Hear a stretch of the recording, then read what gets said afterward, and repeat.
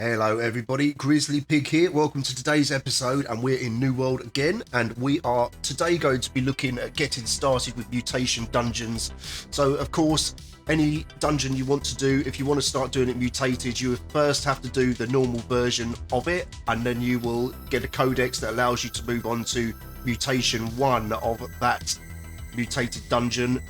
Only 2 dungeons a week will be mutated on the rota. They swap around every week. They reset in the morning, Monday, once a week.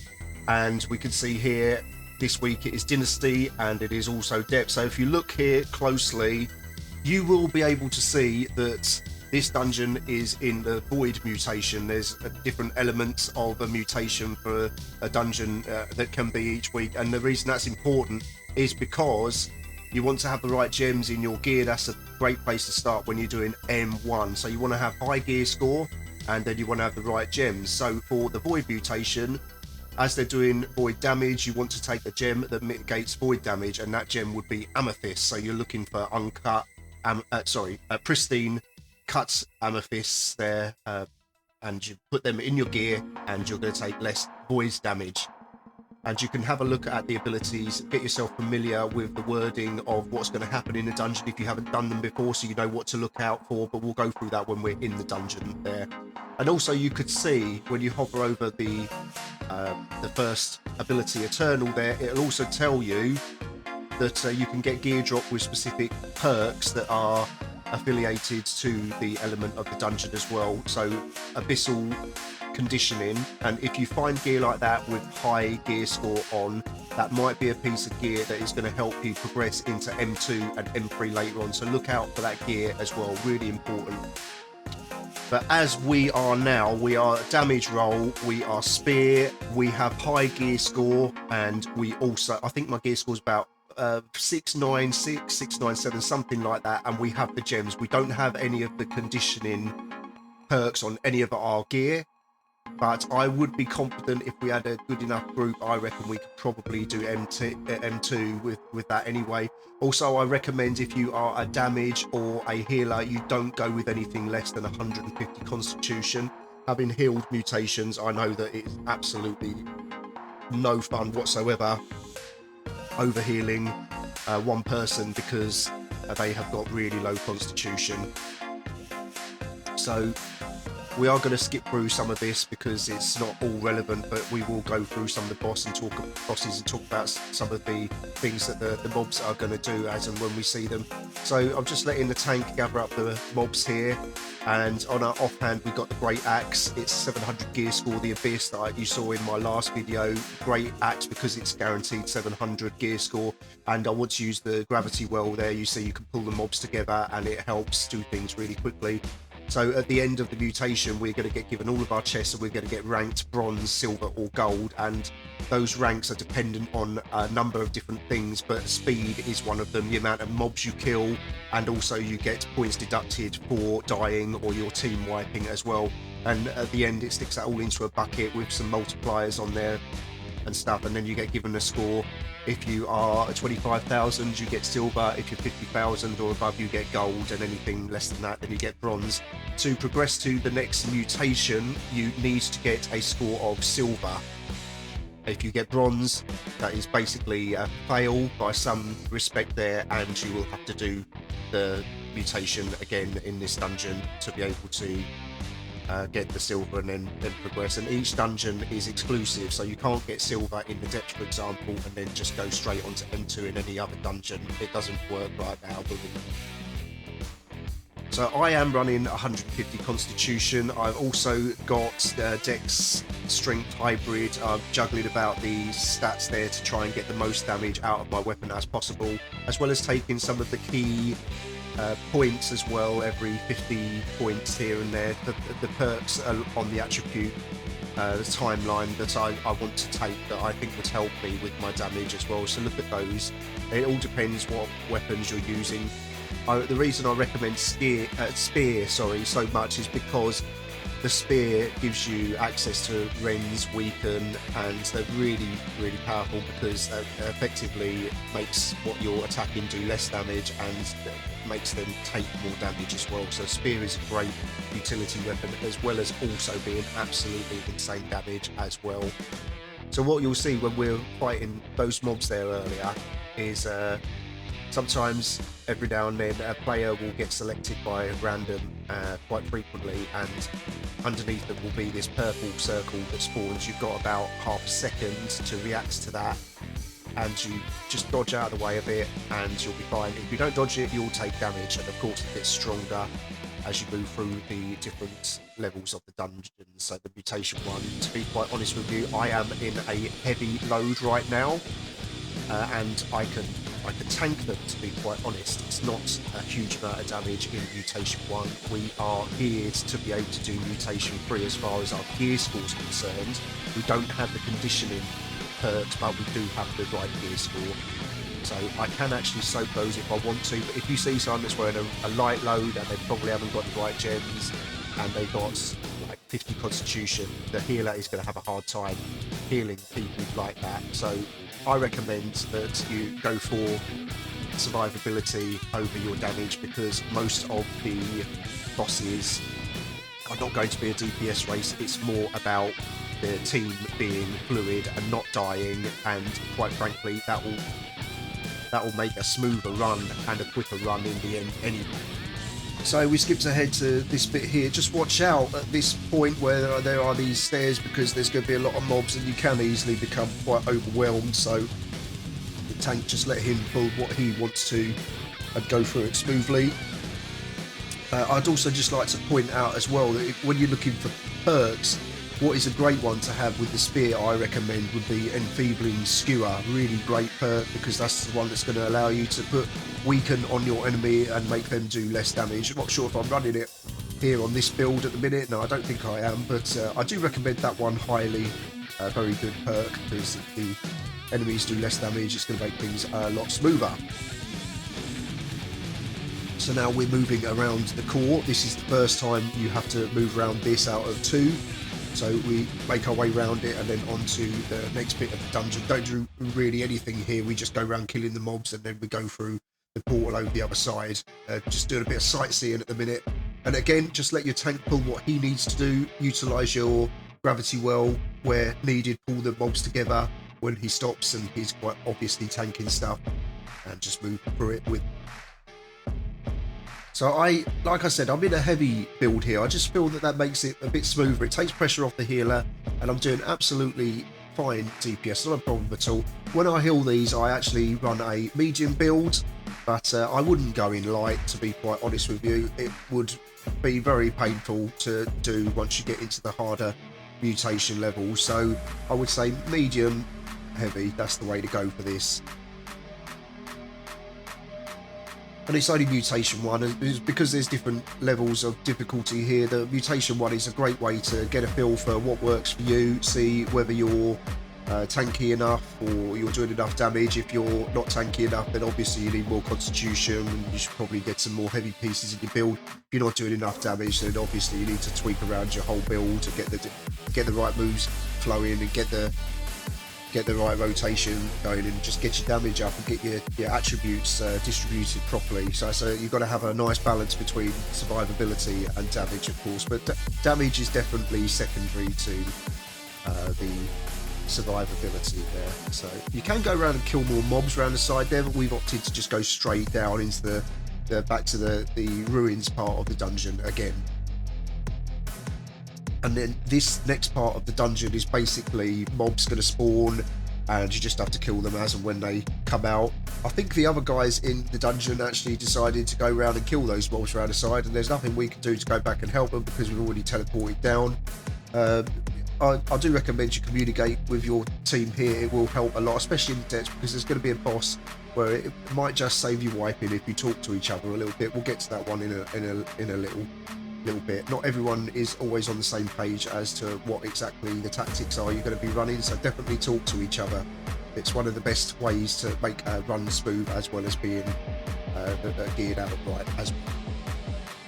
Now, I'm asking the group here to try and use the rooms to line of sight the mobs and pull them in. That only works if everyone does that, and they're not doing that, so we're just kind of killing them on the spot, and it's a little bit messy, but you can basically pull aggro onto the mobs.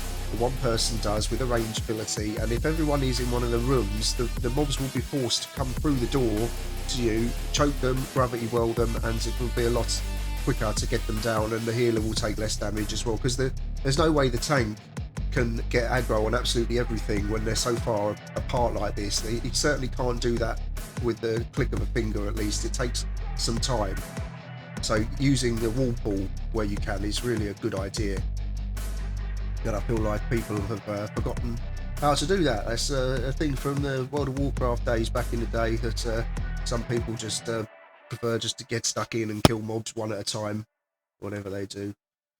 Anyway, guys, I would like to ask you, please, if you're finding this helpful and you're liking this so far, please give me a like and subscribe. It helps the channel out a great deal, as there's not really much to talk about at the minute because it's just killing mobs. Anyway, once this mob is done here, we just go down the stairs, and then there's 3 mobs to kill, and you have to open the door onto the next part of the dungeon. So we're back again here. We're killing this demon. You can pull him out into the hallway. You don't need to take him in the middle of the room, and that way you can avoid getting hit by the tentacles, which you actually don't need to kill to progress onto the next bit anyway. So this is not the best place really to do this. Further back in the hallway is better. Also, guys, don't forget to take food as well. Work that into your builds. Don't just take food and hope for the best. Work around, and when you're doing your stats and stuff, your attributes, work that into your build and get it. It's how you want it to be. Also, don't forget to take coating for your weapons. So we're all the mobs are corrupted here, so take a corrupted coating on your main weapon, the best you can afford. Also, that goes for the ward potion as well. Get the best you can afford. And also, don't forget to use a honing stone. The best again that you can get. A tier 4 is fine, but if you can afford 5, then go for it. Sure, why not? Stick that on your main weapon at least, and then you're good to go. Don't forget these, because that will help you out a lot. With this boss here, it is basically a 2-phase fight that we're going to see, and you will see the second phase happen twice. And the second phase is a bit harder to deal with on the second time round than it is the first time round. And so what it is we're going to first of all start off attacking the boss, and he's going to spawn some dogs. The best thing you can do here is everyone kind of congregate in the middle and just carry on hitting the boss as well as the dogs, because they are melee. So if you can get them on top of the boss, that's probably going to be the best way to do this. Doesn't quite happen that way here, but trust me, that is the best way to do it. And then what's going to happen very soon, when he gets to a certain amount of HP, he is going to throw a red beam up to his left-hand side that's going to go up to one of those platforms, and 1 or 2 of your DPS can go up there, and you have to kill a couple of mobs. And when you have dealt with those, then you have to disarm a corrupted node that is up there, preventing the boss from taking damage. So you can see also there are bombs down there, so your team has to deal with the bombs, kill those before they fire off, because they hit everyone. It doesn't matter where you are, you don't have to be near them, they will hit you wherever you are here. So as you can see, all of us are up here. Not such a good idea when this happens the next time round, because as you will see, there will be the other side platform as well you have to deal with also.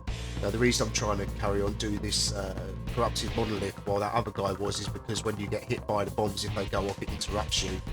The timer is saved on it though, so it doesn't reset it, which is good. So just once you've done your job up there, you can't come down until you've done that anyway. So just keep getting that to get that corrupted monolith down, and wait for the people down to deal with the bombs while that's happening, and then we're on to phase 1 again. So now once he gets to very low HP, he's now going to be invincible again. You can see there's 2 beams. So there's different ways of doing this, but basically I'm dealing with one side and another DPS or 2 are dealing with the other side, and I'm bunching the mobs together with my gravity well, and you can see it's pretty slow going, but once I get in the flow of it, I get these down pretty quickly. And once they are down, I will take the Corrupted Monolith again. Use your health potions and your regen potions. Don't expect the healer to be able to heal absolutely everything here. And we are letting the bombs slip a bit here, but really what the name of the game is with this boss is being resourceful with where you put people. Make sure you've got people in the middle that can kill the bombs quick. Make sure you choose people that are going to be able to get the job done up the top very quick. So I don't know when those guys went up there to do the other side, but I got my side done a lot quicker. Maybe they waited for a little bit, I'm not sure. And then once you've done that second phase the second time round, he is pretty much gone in 5 seconds after that when it goes back to phase 1. And as you can see there, it's actually a pretty simple boss. You can see why that would be harder in Mutations 2 and Mutations 3, because when you get to the higher level mutations, the damage from the bombs is going to be a lot less forgiving. So now you can run past all of this stuff here and just go straight through the teleporter. And then we are into the core the second time now, and once we've run around this, we are going to get access into the center. So we just run around the core in a anti-clockwise fashion, killing all the mobs, and now we are at the core. Oh, man down, man down. We are going to then kill the heart in a second, and once we've done that, that'll allow us to teleport towards the last boss here. Oh, this is looking pretty ropey. Everyone is we've got a couple of people really low HP, but I'm sure it's nothing we can't handle. So there's the core there, the heart carapace, that's what it's called. Just kill the mobs around it, and then there is a boss here that you can kill as well. It's a demon looking guy. You can actually opt out of that if you want to. You don't have to kill him if you're doing really well on time. You don't need to kill him for gold. So we are opting to skip him and just go for time, because we don't need to worry about killing that boss. But if we had a couple more deaths, or we weren't doing good on time, I recommend that it would be a good idea to kill that boss. And then this is another mini boss now, so the bear, just get behind it if you're melee DPS, don't stand in front of him and attack him from behind. And the same goes for the last boss here. If you are DPS, you will need to stay behind him, because he is got a big massive sword and he is going to cleave the hell out of you if you are not careful. And so this bit here, there is usually a little chest behind me, but you get all the chests at the end here, so you don't need to loot the chests on the while you're doing the dungeon. You do it all at the end. And also the beauty about that is that you can have your luck set on you, and at the end, after you kill the boss, you can put your luck set on and you can get all the chests with high luck. So now we're going through the final door, and down the bottom here on our right is the boss. And the tank is basically just going to tank and spank this, and the healer is going to be watching out for him taking like chunk damage, because the tank every now and then will be taking some big damage because he's got a big massive sword, did I mention? So just wait here for the boss to do his animation, come alive, and then let the tank just get a little bit of aggro, because you do not want to be hit by this guy. I think I do get hit once or twice, and you'll see what he does to you. And I am only able to survive it because I have got a heavy set, and I am also really nice defense for the constitution. I've got 150 of it, so if I didn't have those, I probably would have died here. So you can see it's always good to sort of dodge backwards a little bit, because even though you're behind him, you can still get cleaved by him. So now this is the first phase of the fight, and just when you think you've killed the boss, well, no, you have not. He then fully heals again, and he's going to spawn some bear ads. So get your gravity well ready, pull them together, and get them down as quick as possible. And then once you've got these down, get back to DPSing the boss again. You can see he's doing a red beam there, that boss, and it's important that you either avoid it altogether, run around, or you can dodge through it as well. But if you get hit by that beam, it will take damage. It's not so bad actually on M1 damage of it, but on M2 and M3 it's going to be more damage. So make sure you know about that and you avoid it where you can. And as you can see there, I survived. The other guy didn't. When we got hit by the boss, he did a like charging animation thing there, caught us off guard. And the only reason I was able to survive was my heavy set and my constitution. So here we are, he's doing the beam again, and basically it's all just rinse and repeat at this point here. He's going to spawn some more ads again. This is the only fight in the whole dungeon where I would say that having a ranged DPS or two would be a better setup than having all melee, because if you are ranged DPS, you literally will not take any damage at all in this fight, and the healer just stay right back with the boss. Don't go anywhere near the boss, you don't need to. If you are ranged, if you do not need to be near the boss, then you shouldn't, and you will not take any damage. So yeah, it's very simple with your range basically. But as a melee DPS here, you can see there are quite frankly some things that you need to avoid. And there we go, we did the dungeon in less than 30 minutes and we got a gold rating there, only a couple of deaths. I think it might be just one actually, I'm not sure, but yeah, we did it in good time, and you can see all the money bags at the end there. And for M1, we get ourselves 24 dark matter from the box, I do believe. So yeah, very nice score. And then lastly, I'm going to go into my luck set, and I'm going to loot the chest here that we have earned. So I think there are 3 here. And it also, I believe that the boss loot can also give you a artifact earring or a piece of jewellery. I can't remember exactly which one, but that's not what this video is about anyway. But yeah, it's worth doing that. You can get that in M1. I have seen someone get it, so there we go. I'm just looking through my gear now. Remember, when you have done this dungeon, look through your gear and check out to see if you've got any of that conditioning on any of the pieces here. Because if you've got a really high gear score piece that has got the missile conditioning, you're definitely going to want to keep hold of that.